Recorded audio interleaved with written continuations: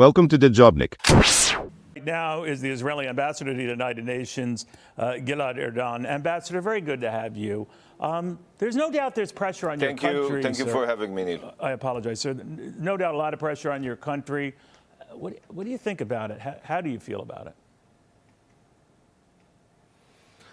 Look, I still believe that the relations between Israel and the United States are unbreakable, and as the president used to call them, ironclad. We do not hide that we have some disagreements on how to conduct the war in Gaza, but still we feel that the administration and first and foremost the president is committed to the most important objective of this war, which is the full eradication of Hamas's terror capabilities, because we all understand that if Hamas stays in power, there is no future not only for Israelis, but also not for the Palestinians in Gaza. As you know, the goal might be the same, Ambassador. The way you go about it is very different. The administration dead set against what Benjamin Netanyahu and your government want to do by extending this war into Rafah. They say, and this is quoting from Vena Patel, the U.S. State Department deputy spokesperson, and I quote here, "We believe that Hamas can be defeated, but it must be done in a targeted and more precise manner, and hopefully it does not impact or have any negative impact on Palestinian civilians." They go on to say that an attack on Rafah will make that much worse and blow it way out of proportion. You say? Look, we share the concern to mitigate the civilian casualties in Gaza, but one has to remember, we didn't want this war. We did not initiate this war. We were attacked on October 7th. We were massacred. There is no one who wants to avoid a military operation in Rafah more than Israel. It's our children, our soldiers who are paying the ultimate price by if they enter Rafah. But we are left with no other choice. There are still 4 Hamas battalions in Gaza. If we do not eradicate them, so the Hamas will definitely rearm, regroup, take over again Gaza, and they will attack us again and again as they promised to do. So we are always open to listen to our closest ally, the United States of America. That is why we are sending a high-level delegation to D.C., as you reported.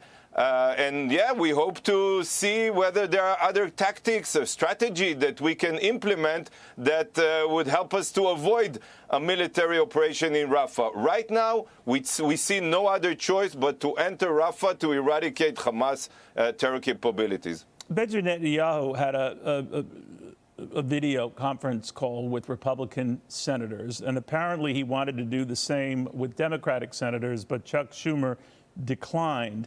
Chuck Schumer, of course, the same Senate leader who was calling for new elections in Israel. What are your relations with Chuck Schumer? Well, I thought that they were fine, and we appreciate the fact that for many years he supported Israel, and he's a friend of Israel. But honestly, as I said, I was, before I became a diplomat, I was also a senior politician in Israel. You don't do the things that, when you don't say these things that Senator Schumer said. It was a shameful speech. You don't intervene into your closest ally political arena. You definitely don't do it in a time of war. And to call for an early election and the replacement of an elected prime minister at a time of war, it is shameful. In the meantime, though, they're getting ready for this ceasefire resolution that was called on by the United States on the part of you and Hamas that would have a 6-week pause in hostilities to work out hostage release. But that's the United States leading this effort. That, I believe, sir, is the first time in this war. Does that worry you? Do you worry about the pendulum swinging against you when it comes to this country and support for you? Look, I'm in close contact with Ambassador Thomas Greenfield with regards to the draft resolution that was submitted by the United States.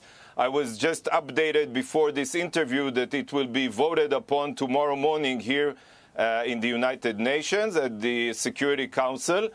I won't say that we like all aspects and all clauses that are included in the draft resolution, but we can live with this resolution because it still condemns condemns Hamas, which is something that still did not happen here in any other UN body, and it still makes the connection between a hostage release deal.